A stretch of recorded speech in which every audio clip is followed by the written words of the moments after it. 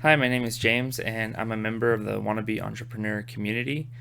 We're a group of indie makers who are building businesses either on the side or full time.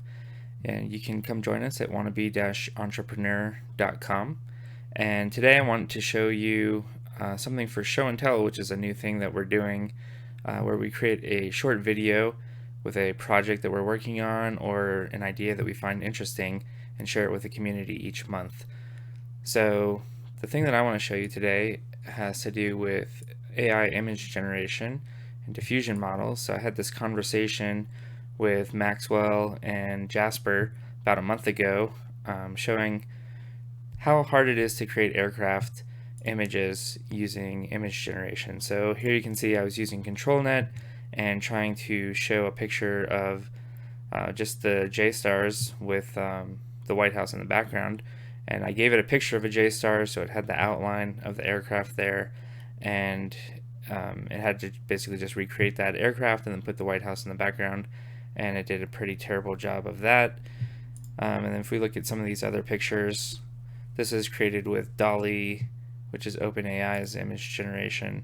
You can see it does some pretty crazy stuff, like putting a tail on both ends of the aircraft, putting all these extra landing gears in there, extra engines.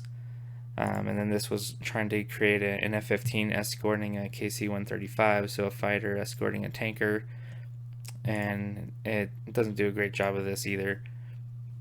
So what I want to do is see if I could try to maybe retrain it or get it to do something a little bit better than what it's doing right now. You may have heard that AI has a hard time with hands, so if you Google AI hands, you'll get lots of kind of crazy and terrifying pictures where there's lots of extra fingers and joints in the wrong places and all kinds of crazy stuff. And I think that the problem with aircraft is similar to the problem with hands, which is that it just didn't have a lot of training data on that. And they can be, I guess, kind of complicated, or at least just a shape that it's not seeing a lot of. With people that pictures tend to be of their faces, not of their hands, and so maybe it's just not getting enough training data. So I'll show you a couple other pictures here from DALL-E. It does seem to be getting a little bit better with the updates that they've been doing, but you can still see there's still issues here. The nose of this aircraft is way down low, and then if you look, the detail is really missing on a lot of these. This airliners, you can see lots of kind of crazy stuff going on with the engines here, and this is just asking for an airplane. Again, windows are kind of mangled, engines are in the wrong places, and things like that. So let me show you what I tried to do. So I've been using Dream Booth. I did this with my own face and created some pictures of myself pretty easily. I had to give it about 12 pictures of training data, and then I was able to use my own persona in the images, and that worked pretty well. So I tried the same approach with aircraft. I gave it all these pictures I collected of the Cessna 172. I started off just giving it 16, and then I just kept doubling it. So I'll show you what that looks like. So this was after training with just 16 images. You can see there's lots of problems here. And then this was with 32 images.